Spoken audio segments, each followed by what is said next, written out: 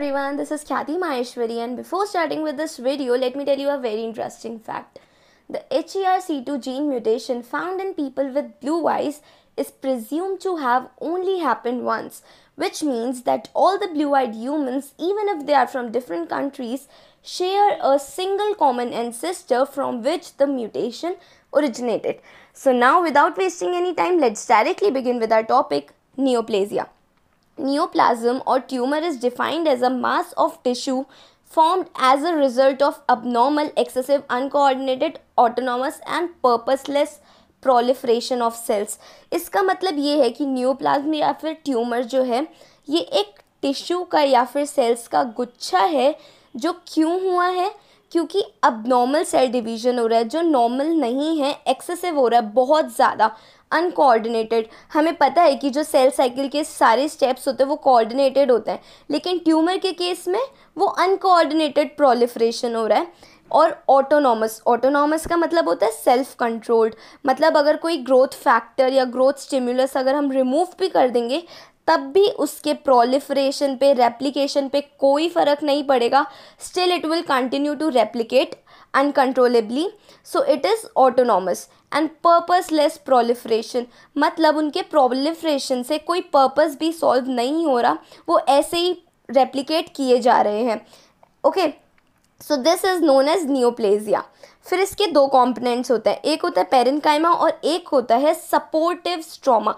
Parenchyma का मतलब जो ट्यूमर सेल्स प्रोलिफरेट कर रहे हैं उन्हें हम पेरेन्काइमा कहेंगे, और ट्यूमर सेल्स जिन पर ग्रो कर रहे हैं, जो बेस या फिर फ्रेमवर्क प्रोवाइड कर रहा है, उस स्ट्रोमा को हम बोलते हैं सपोर्टिव स्ट्रोमा, क्योंकि वो सपोर्ट प्रोवाइड कर रहा है ग्रो करने के लिए। और वो किसका बना हुआ होता है? Fibrous connective tissue and blood vessels. Fine, अब हम थोड़ा सा नॉमेनक्लेचर देख लेते हैं कि बिनाइन ट्यूमर्स में और मैलिग्नेंट ट्यूमर्स में किस तरीके से नेम्स प्रेजेंट होते हैं। सबसे पहले बिनाइन ट्यूमर में कोई भी ट्यूमर होगा तो उसके नेम के आगे ओमा लग जाता है, सफिक्स में ओमा लगता है। और अगर मैलिग्नेंट ट्यूमर है, मैलिग्नेंट ट्यूमर एपिथेलियल ओरिजिन का है तो उसे हम बोलेंगे carcinoma, CE, carcinoma C and E for epithelial origin. और अगर मैलिग्नेंट ट्यूमर मीसेनकाइमल ओरिजिन का है तो उसे हम बोलते हैं sarcomas, that is SM। Okay, अब ये जो रूल है ये इसके कई एक्सेप्शंस भी है जिस पर ये फॉलो नहीं होता, बट अगर हम जनरल कंडीशंस की बात करें तो बिनाइन ट्यूमर के लिए नेम के आगे सफिक्स लग जाता है ओमा का, और मैलिग्नेंट ट्यूमर में एपिथेलियल ओरिजिन को हम बोलते हैं कार्सिनोमास एंड मीसेनकाइमल ओरिजिन को हम बोलते हैं सार्कोमास। फाइन, फिर उसके बाद आते हैं मिक्स ट्यूमर्स। मिक्स ट्यूमर मतलब एक ऐसा ट्यूमर जिसमें दो टाइप्स के ट्यूमर कंबाइन हुए हैं। Two types of a tumor combined in a same tumor are called as mixed tumors. टेरेटोमास क्या होता है? टेरेटोमास में जर्म लेयर्स, हमें पता है कि 3 जर्म लेयर्स होती है, एक्टोडर्म, मेसोडर्म एंड एंडोडर्म। और ये कौन से सेल्स प्रोड्यूस करती है? टोटीपोटेंट सेल्स, जो रेप्लिकेट कर सकते हैं बहुत फास्टली। तो इन जर्म लेयर से जो सेल्स प्रोड्यूस हो रहे हैं, टोटीपोटेंट सेल्स, अगर ये इनका मिक्सचर है, बहुत सारे टोटीपोटेंट सेल्स का मिक्सचर फॉर्म होता है और एक ट्यूमर बनता है, तो उसे हम क्या बोलेंगे? Teratoma. Teratoma is made by mixture of various tissue types arising from totipotent cells derived from 3 germ cell layers. Fine.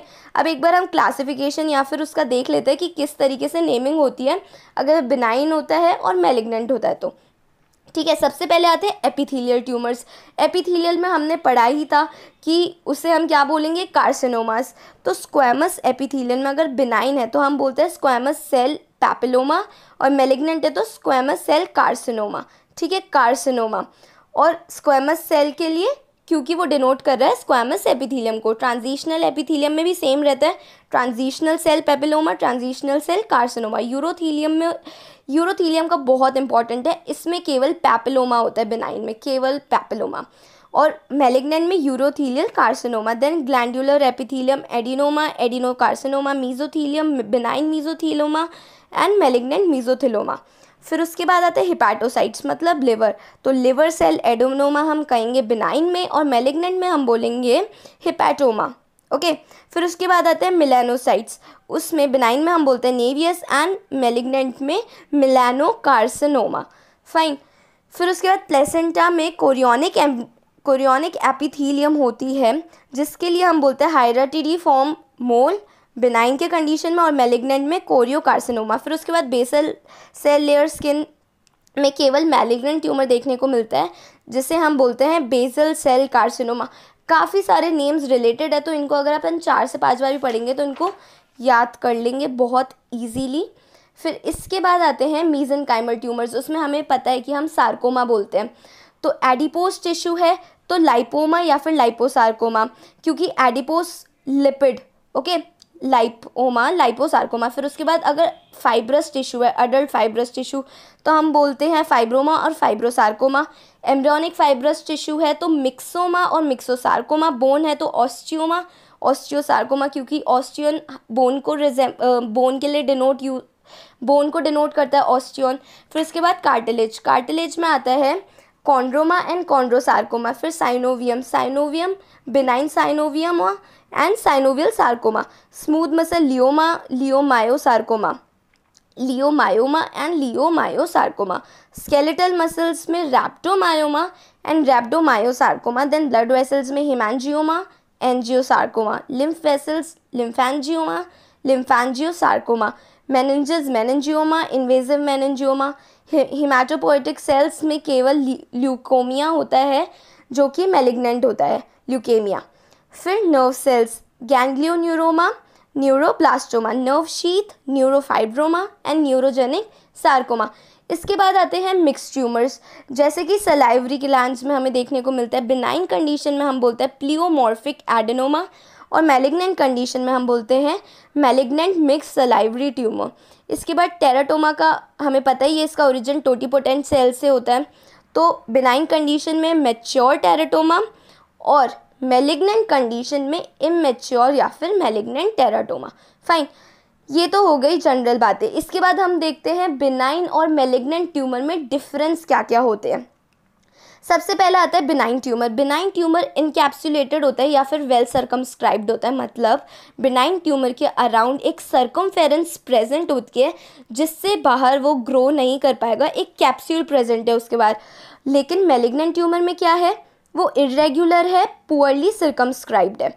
और बिनाइन ट्यूमर कंप्रेस करता है सराउंडिंग टिश्यू को, क्योंकि वो सराउंडिंग टिश्यू में ग्रो नहीं हो सकता। लेकिन क्योंकि ट्यूमर ग्रो हो रहा है, उसमें सेल्स प्रोलिफरेट हो रहे हैं, तो वो क्या करेगा, अपनी सराउंडिंग टिश्यू पे प्रेशर एक्सर्ट करेगा, उसको कंप्रेस करने की कोशिश करेगा। और क्योंकि हमने पढ़ा था मैलिग्नेंट ट्यूमर के बाहर कोई सर्कमफेरेंस प्रेजेंट नहीं होती, तो वो सराउंडिंग टिश्यूज़ में इन्वेड करने लगते हैं, मतलब घुसने लगते हैं और उधर भी ग्रो करने लगते हैं। फिर उसके बाद बिनाइन ट्यूमर स्मॉल होते हैं, मैलिग्नेंट लार्ज होते हैं। बिनाइन रिजेंबल करते हैं टिश्यू ऑफ ओरिजिन को, जिस सेल से वो रेप्लिकेट होना चालू किए हैं ये उसके साथ रिजेंबलेंस शो करते हैं, ये वेल डिफ्रेंशिएटेड होते हैं। बट मैलिग्नेंट रिजेंबल नहीं करते टिश्यू ऑफ ओरिजिन को। फिर बेसल पोलैरिटी रिटेन होती है या मेंटेन होती है बिनाइन ट्यूमर्स में। बेसल पोलैरिटी क्या होती है, अगर हम एक सेल की बात करें तो सेल में न्यूक्लियस जो होता है ये बेसल साइड प्रेजेंट होता है, मतलब बेस की साइड प्रेजेंट होता है, एक पोलर साइड प्रेजेंट होता है, तो इसे हम बोलते हैं basal polarity.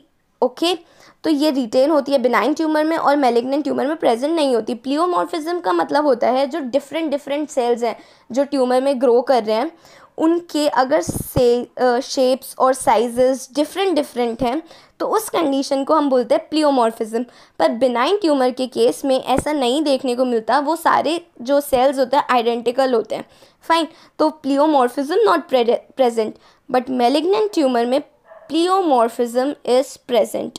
Next point is N/C ratio, मतलब nucleus is to cytoplasm ratio. ये नॉर्मल रहता है बिनाइन ट्यूमर में, बट क्योंकि मैलिग्नेंट ट्यूमर में रेप्लिकेशन की रेट बहुत ज़्यादा फास्ट होती है, इतनी ज़्यादा जल्दी सेल्स डिवाइड करते हैं, मल्टीप्लाई करते हैं, उन्हें साइटोप्लाज्म फॉर्म करने का टाइम नहीं मिलता।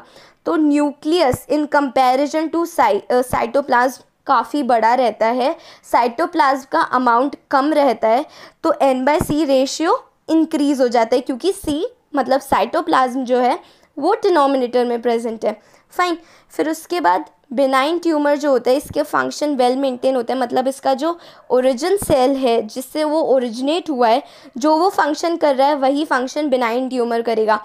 बट मैलिग्नेंट के केस में क्या होता है, या तो हो सकता है कि वो फंक्शन रिटेन रहे, या फिर फंक्शन लॉस हो जाए, या फिर नॉर्मल सेल जो फंक्शन कर रहा था उससे कोई अलग ही फंक्शन वो करने लग जाए, मतलब अब नॉर्मल फंक्शन वो करे। ठीक है, इसके बाद आते हैं बिनाइन ट्यूमर की जो ग्रोथ रेट होती है वो स्लो होती है और मैलिग्नेंट की रैपिड ग्रोथ रेट होती है, मैंने अभी बता ही दिया था। फिर उसके बाद मेटास्टैसिस। मेटास्टैसिस का मतलब होता है ट्यूमर का स्प्रेड होना दूसरी जगहों पर। बिनाइन में मेटास्टैसिस नहीं देखने को मिलता, बट मैलिग्नेंट में मेटास्टैसिस प्रेजेंट होता है फ्रीक्वेंटली, काफ़ी टाइम। फिर प्रोग्नोसिस क्या है बिनाइन ट्यूमर की, इसमें लोकल कॉम्प्लिकेशंस प्रेजेंट होते हैं, मतलब जहाँ पे बिनाइन ट्यूमर ग्रो कर रहा है वो उसी साइड पे कॉम्प्लिकेशंस प्रोड्यूस करेगा। लेकिन अगर हम मैलिग्नेंट ट्यूमर की बात करें तो ये लोकल कॉम्प्लिकेशंस तो प्रोड्यूस करता ही है जहाँ पे वो ग्रो हो रहा है, पर क्योंकि ये मेटास्टैसिस परफॉर्म करता है, ये दूसरी जगहों पर भी स्प्रेड हो सकता है, तो ये दूसरी जगहों पे भी कॉम्प्लिकेशंस कॉज कर सकता है, जिसे हम बोलते हैं मेटास्टैटिक कॉम्प्लिकेशंस। फाइन, इसके बाद आते हैं क्लिनिकल और ग्रॉस फीचर्स। सबसे पहला है क्लिनिकल फीचर्स। अब अगर हम बिनाइन ट्यूमर की बात करें तो बिनाइन ट्यूमर जो है स्लो ग्रो करते हैं, धीरे धीरे ग्रो करते हैं, और ये सिम्टोमेटिक भी हो सकते हैं और एसिम्टोमेटिक भी हो सकते हैं। अगर ब्रेन के केस में हम देखें तो ये उसी साइड पे ग्रो कर रहे हैं, बट ये दूसरे साइड्स पर मतलब उस जहाँ ये ग्रो कर रहे हैं उधर ये कुछ कॉम्प्लिकेशंस प्रोड्यूस कर सकते हैं, सीरियस कॉम्प्लिकेशंस या फिर सीरियस सिम्टम्स कॉज कर सकते हैं, तो ये सिम्टोमेटिक भी हो सकते हैं, फॉर एग्जांपल मेनिंजियोमा। और अगर ये सबक्यूटेनियसली प्रेजेंट है तो ये कुछ खास सिम्टम्स प्रोड्यूस नहीं करेंगे, तो उस केस में कैसे हो जाएंगे, एसिम्टोमेटिक। तो subcutaneous lipoma is an example of asymptomatic. फिर उसके बाद अगर हम मैलिग्नेंट की बात करें तो ये बहुत रैपिडली ग्रो करते हैं, ये डीपर टिश्यूज़ में इन्वेजन कॉज करते हैं, डीपर टिश्यूज़ में ये इन्वेड करते हैं, अभी हम पीछे डायग्राम में देखेंगे।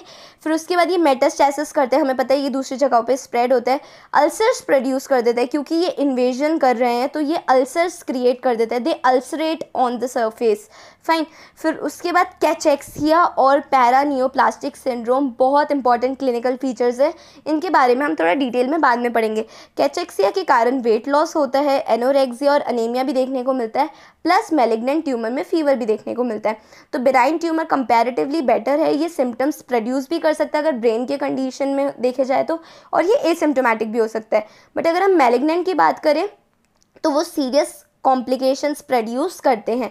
ठीक है, और 3 कार्डिनल या फिर बहुत इंपॉर्टेंट फीचर्स जो मैलिग्नेंट ट्यूमर के हैं वो हैं anaplasia, invasiveness and metastasis. Always remember these 3, anaplasia, invasiveness and metastasis. Metastasis का मतलब स्प्रेड करना, इन्वेजिवनेस का मतलब इन्वेजन करना, एंड एनाप्लेजिया होता है लैक ऑफ डिफ्रेंसिएशन, जिसके बारे में अभी हम पढ़ेंगे। फिर उसके बाद आते हैं gross features. Gross features benign के केस में कैसा होता है, बिनाइन स्फेरिकल होता है, मैलिग्नेंट जो होता है वो इरेगुलर होता है। आप डायग्राम में देख सकते हैं, बिनाइन स्फेरिकल है, मैलिग्नेंट इरेगुलर है। बिनाइन इनकैप्सुलेटेड और फ्रीली मूवेबल है, अगर हम स्किन सरफेस पे वो प्रेजेंट है बिनाइन ट्यूमर और उसको मूव करने की कोशिश करेंगे तो वो फ्रीली मूवेबल होगा। बट मैलिग्नेंट ट्यूमर हमें पता है पुअरली सर्कमस्क्राइब्ड होता है और एक्सटेंड करता है एडजेसेंट टिश्यूज़ में, क्योंकि उसके ऊपर सर्कमफेरेंस प्रेजेंट नहीं है तो वो एडजेसेंट टिश्यूज़ में एक्सटेंड करेगा या इन्वेड करेगा। फिर उसके बाद बिनाइन जो होता है ये मोर ऑफन फर्म और यूनिफॉर्म होता है। और सार्कोमा के केस में अगर हम देखें, मतलब मैलिग्नेंट में सार्कोमा तो फिश फ्लैश कंसिस्टेंसी शो करता है और कार्सिनोमा एकदम फर्म टाइप्स होता है। सार्कोमा कैसा होता है, fish flash consistency, and carcinoma is firm. फिर उसके बाद आते हैं सेकेंडरी चेंजेस। बिनाइन में और मैलिग्नेंट में दोनों में हेमरेज और इन्फेक्शन देखने को मिलता है। ठीक है, इन्फेक्शन मतलब किसी एरिया में ब्लड सप्लाई कट डाउन कर देना क्योंकि उधर ट्यूमर की ग्रोथ प्रेजेंट है। और अल्सरेशन मतलब क्योंकि हमने पढ़ा था कि मैलिग्नेंट ट्यूमर इन्वेड करते हैं तो ये अल्सरेशन भी कॉज करते हैं। इसके बाद आते हैं माइक्रोस्कोपिक फीचर्स। अगर हम मैलिग्नेंट ट्यूमर्स की बात करें तो एपिथेलियल ओरिजिन में हमें क्या देखने को मिलता है, SNI columns of cells arranged in papillary pattern.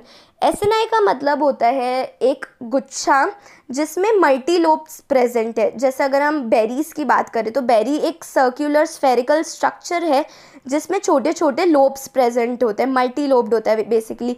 तो ऐसे एसाइनी देखने को हमें मिलते हैं और सेल्स अरेंज हो जाते हैं पैपिलरी पैटर्न में, ठीक है। फिर उसके बाद मीजेनकाइमल ट्यूमर की बात करें तो इसमें spindle shape tumour cells present होते हैं जो कि वर्ल्स शेप में प्रेजेंट होता है। जो डायग्राम दिख रहा है उसमें स्पिंडल शेप सेल्स वर्ल में प्रेजेंट है, मतलब सर्कुलर फैशन में। और ये इंटरलेसिंग बंडल्स में भी प्रेजेंट हो सकते हैं, मतलब क्रिस क्रॉस बंडल्स में भी प्रेजेंट हो सकते हैं, और इनके बीच में इंटरसेल्युलर मैट्रिक्स प्रेजेंट होता है। तो ये हमने पढ़े क्लिनिकल फीचर्स, ग्रॉस फीचर्स और माइक्रोस्कोपिक फीचर्स। इसके बाद आता है साइटोमॉर्फोलॉजी ऑफ न्यूप्लास्टिक सेल्स।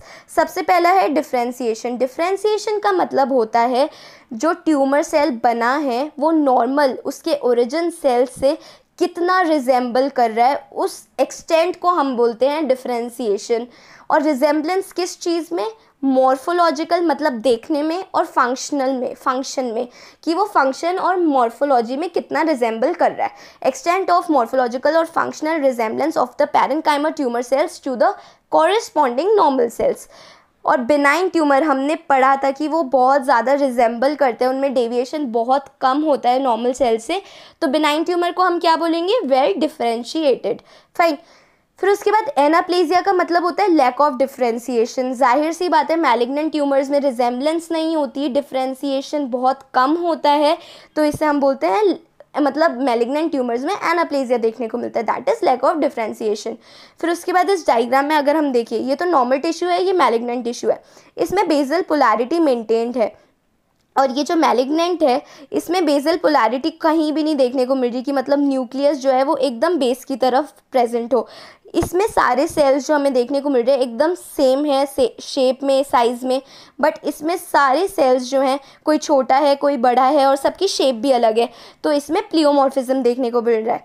फिर उसके बाद इसका N/C रेशियो जो होगा वो या तो कम होगा या फिर नॉर्मल होगा, और इसमें N/C रेशियो जो है वो ज़्यादा होगा क्योंकि देखो ये न्यूक्लियस कितना बड़ा लग रहा है साइटोप्लाज्म के कंपैरिजन में, ठीक है। फिर उसके बाद आता है एन आइसोन्यूक्लियोसिस। एन आइसोन्यूक्लियोसिस मतलब एन का मतलब नो, दैट इज़ नहीं, आइसो मतलब सेम, एंड न्यूक्लियोसिस बेसिकली बोल रहा है न्यूक्लियस के बारे में। फिर इसका मतलब है कि जितने भी सेल्स प्रेजेंट हैं उनके न्यूक्लियस सेम ना होने को हम बोलेंगे एन आइसोन्यूक्लियोसिस। और क्योंकि हमें पता है नॉर्मल टिश्यू में सारे न्यूक्लियस सेम होते हैं, सेम दिखते हैं, तो इधर क्या देखने को मिलता है? नो एन आइसोन्यूक्लियोसिस, और इस कंडीशन में हमें देखने को मिलेगा एन आइसोन्यूक्लियोसिस, ठीक है। फिर उसके बाद आता है न्यूक्लियोलाई।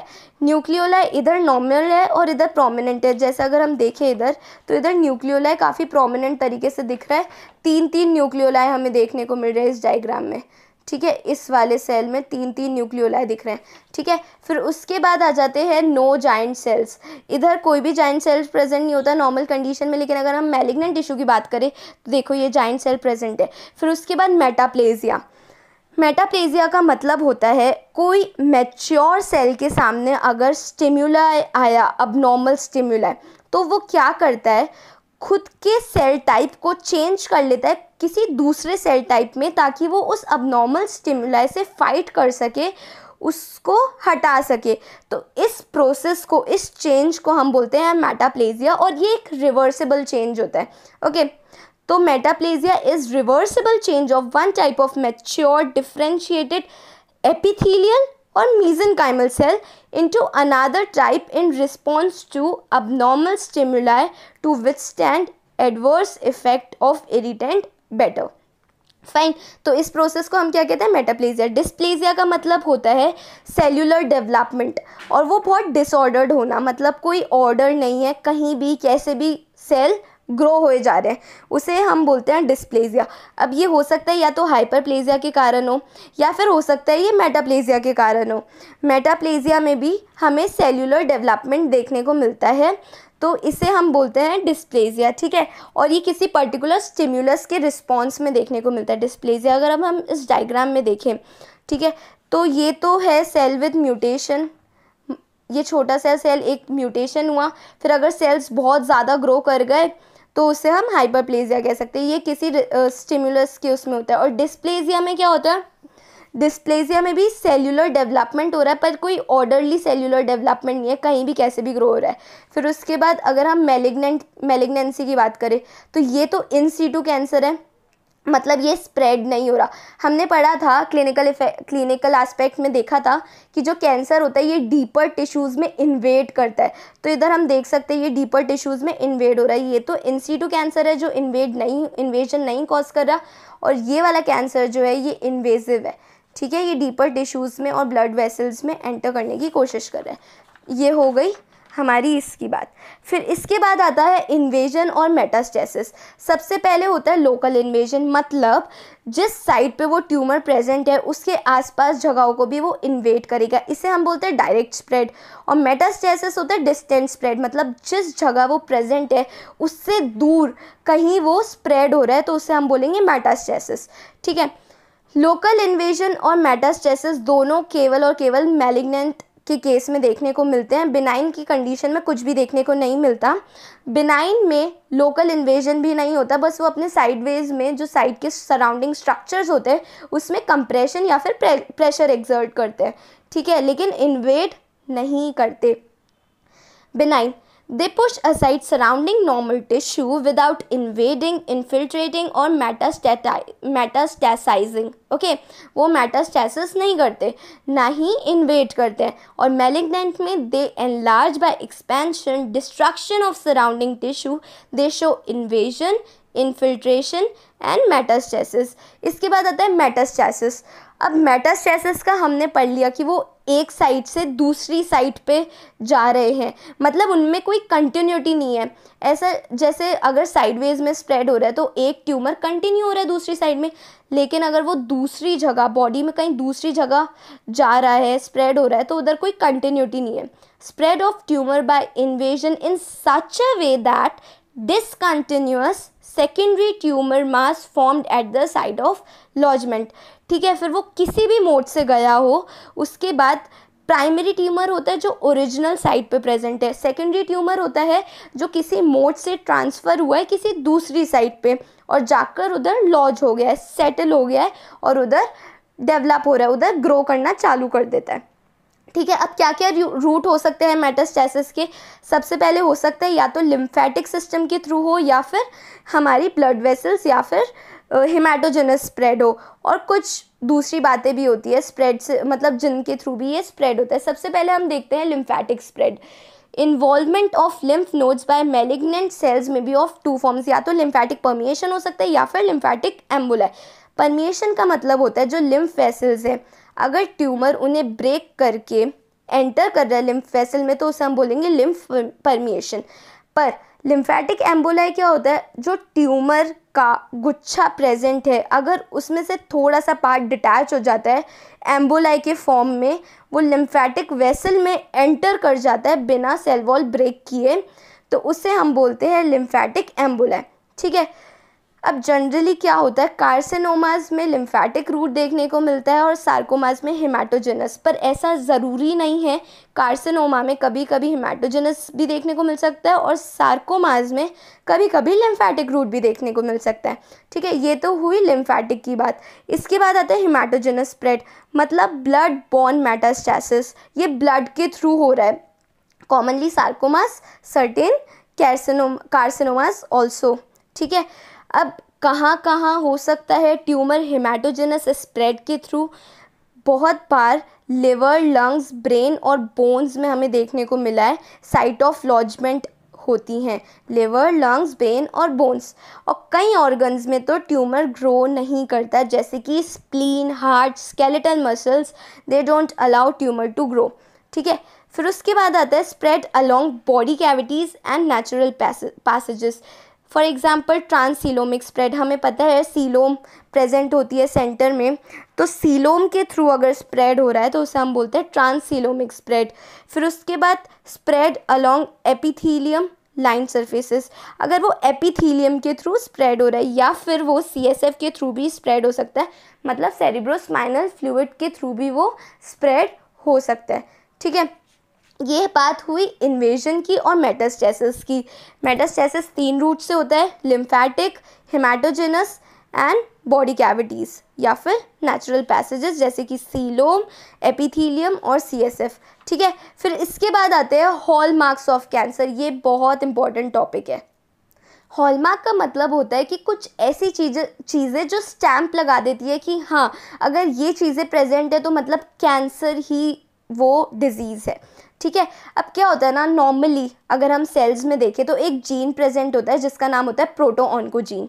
इसका काम होता है सेल प्रोलिफरेशन और डिफ्रेंशिएशन कराना, लेकिन जब इसमें म्यूटेशन हो जाता है तो ये क्या बना देता है, ऑन्कोजीन्स, जो सेल प्रोलिफरेशन और डिफ्रेंशिएशन बहुत ज़्यादा रैपिड रेट पे कराने लग जाते हैं, जिसके कारण बेसिकली अब normal cell proliferation and differentiation हमें देखने को मिलता है अगर ऑन्कोजीन स्टिमुलेट हो जाते हैं तो।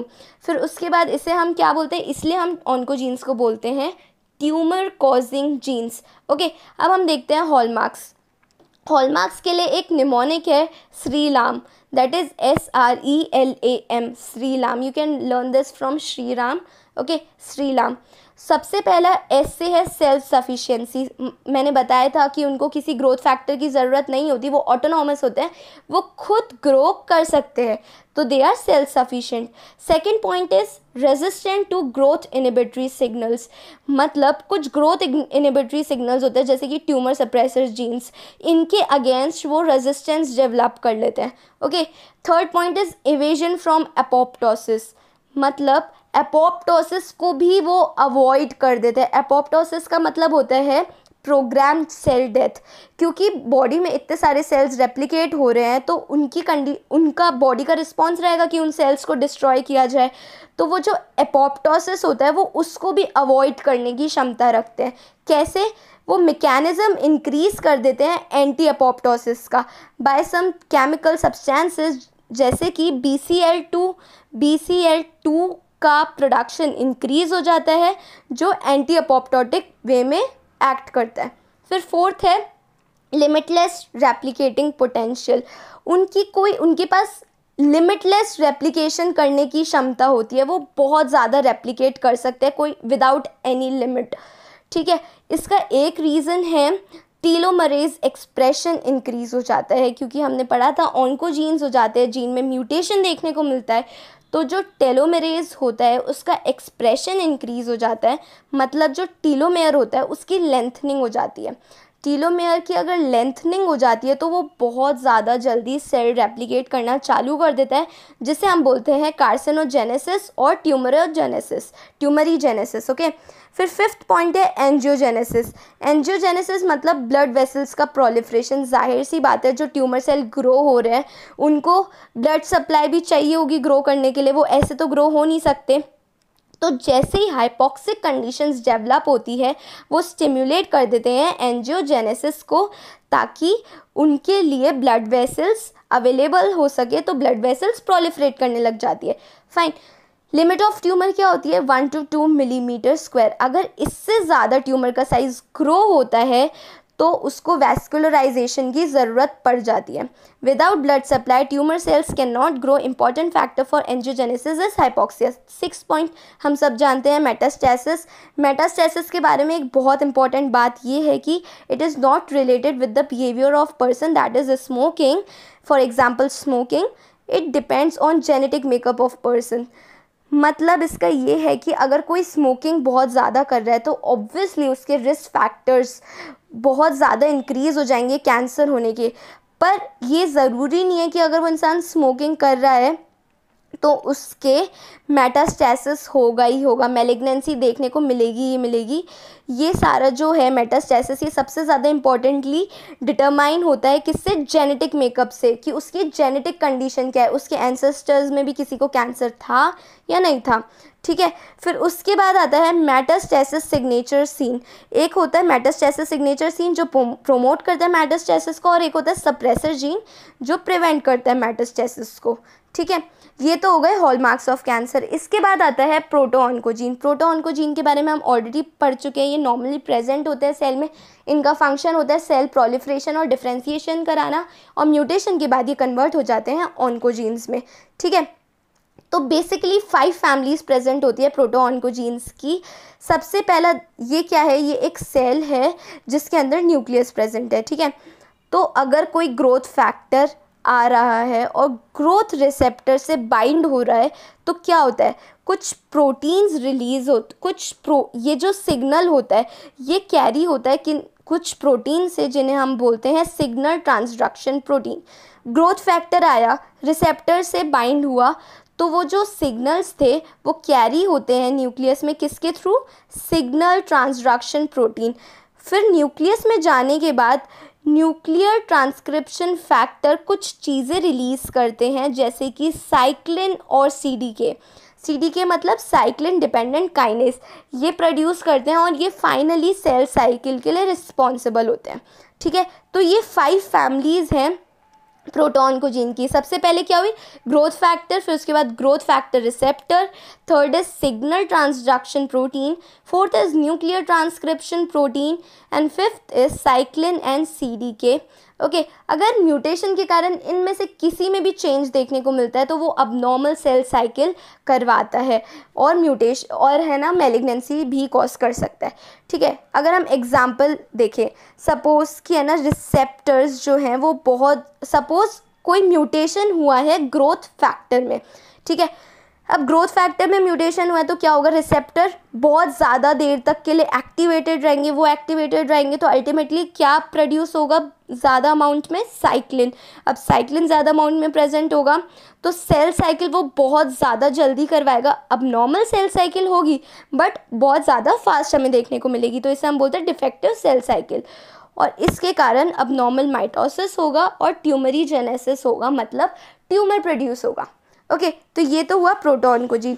इसके बाद आते हैं क्लिनिकल एस्पेक्ट्स ऑफ कैंसर। इसके बारे में मैंने बताया था, cancer cachexia and paraneoplastic syndromes, ये 2 बहुत इंपॉर्टेंट कंडीशंस हैं। सबसे पहले आती है कैंसर कैचेक्सिया। इसमें क्या होता है, हमें पता है कि कैंसर का सबसे ज़्यादा इम्पॉर्टेंट साइटोकिन है TNF, that is tumour necrosing factor. TNF alpha क्या कराता है, ये इंट्रासेल्यूलर डिग्रेडेशन करा देता है, जो सेल के अंदर जो मटेरियल होते हैं उनका डिग्रेडेशन कराता है। तो इसके कारण फैट और मसल्स लॉस होने लग जाती हैं और वेट जो होता है इंसान का वो भी लॉस होता है। तो इसमें कैचेक्सिया के कारण हमें क्या क्या चीज़ें देखने को मिलती है, वेट लॉस, अनेमिया, एनोरेक्सिया, ऐसी कंडीशंस देखने को मिलती है। फाइन, फिर उसके बाद आता है paraneoplastic syndrome. Paraneoplastic syndrome basically neoplasm के अलावा कोई ऐसे सिम्टम्स का कॉम्प्लेक्स जो नियोप्लाज्म के अलावा किसी कंडीशन की वजह से हो रहा है, उसे हम बोलते हैं पैरानियोप्लास्टिक सिंड्रोम। बट ये कैंसर कंडीशन में ही देखने को मिलता है, पर ये कैंसर के कारण नहीं हो रहा, किसी और रीज़न की वजह से हो रहा है।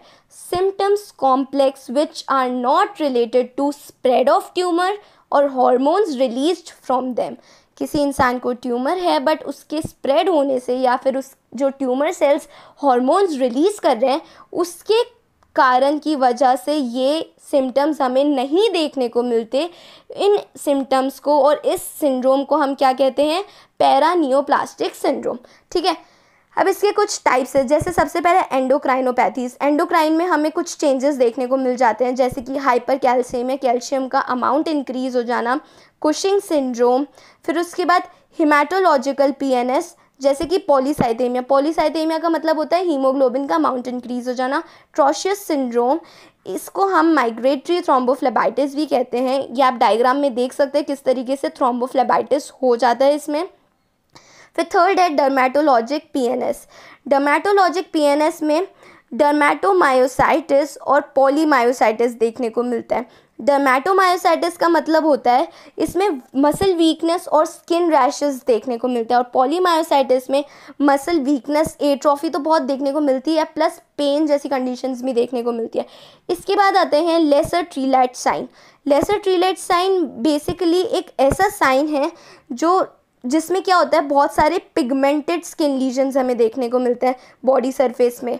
लेसर ट्रीलाइट साइन में क्या देखने को मिलता है, many pigmented skin lesions over the body surface. फिर उसके बाद आता है न्यूरोमस्कुलर पीएनएस। इसमें क्या होता है, माइस्थेनिया ग्रेविस ये कॉज कराता है, पैरानियोप्लास्टिक सेरिबेलर डीजनरेशन ये कॉज कराता है। ठीक है, ये तो हुए क्लिनिकल एस्पेक्ट्स ऑफ कैंसर। इसके बाद आता है कार्सिनोजेनेसिस। ये भी थोड़ा इंपॉर्टेंट टॉपिक है। कार्सिनोजेनेसिस का मतलब होता है mechanism of induction of tumour.